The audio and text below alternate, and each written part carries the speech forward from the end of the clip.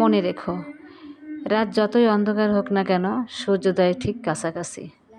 আজ তোমার জীবন যত কঠিনই মনে হচ্ছে, কাল সেটা তোমার বিজয়ের প্রমাণ হয়ে থাকবে।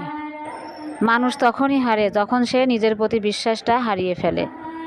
তুমি যদি হাল না ছাড়ো, তাহলে পৃথিবীর কেউ তোমাকে হারাতে পারবে না কোনো দিন। তুমি পড়ে যাবে, সেটা স্বাভাবিক, কিন্তু তুমি পড়ে যেয়ে থেমে থেকে তুমি ব্যর্থতা বরণ করে নিলে সেটা স্বাভাবিক কখনো হবে না। তুমি যদি প্রতিবার পড়ে যেয়ে বারবার উঠে দাঁড়ানোর চেষ্টা করো, তাহলে সেটাই স্বাভাবিক হবে তোমার জন্য।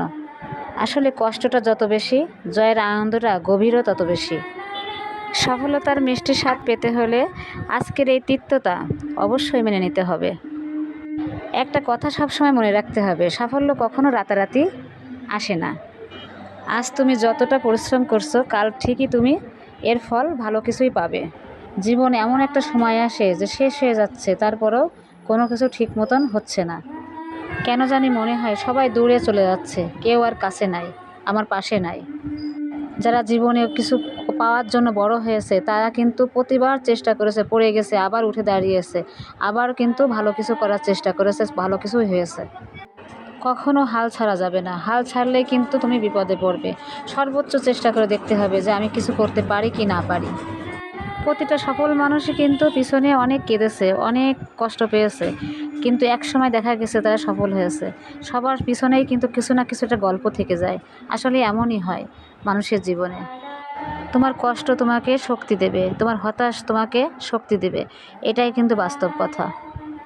তুমি যদি নিজের পরে বিশ্বাস রাখো, তাহলে তুমি কিছু করতে পারবে, অবশ্যই কিছু করতে পারবে।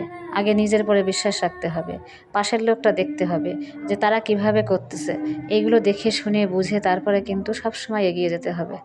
প্রতিটা মুহূর্তেই কিন্তু নিজের উপর বিশ্বাস রাখতে হবে, এটাই কিন্তু সত্য কথা। তুমি কখনো ভেবো না যে তুমি কিছুই করতে পারবে না, তবে সবসময় ভেবে দেখো যে তোমার আপনজন কিন্তু তোমার পাশে থাকবে না, তোমার পরেরাই কিন্তু তোমার পাশে থাকবে।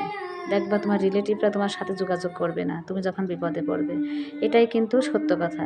তারপরেও কিন্তু কত হিসেব কিতাব করে চলতে হবে তোমার নিজেকে, যে কখনো যেন পা পিছলে পড়ে না যেতে হয়। যদি পা পিছলে পড়ে গেলে দেখা গেলো আমাকে তোলার মতন লোক থাকবে না পাশে।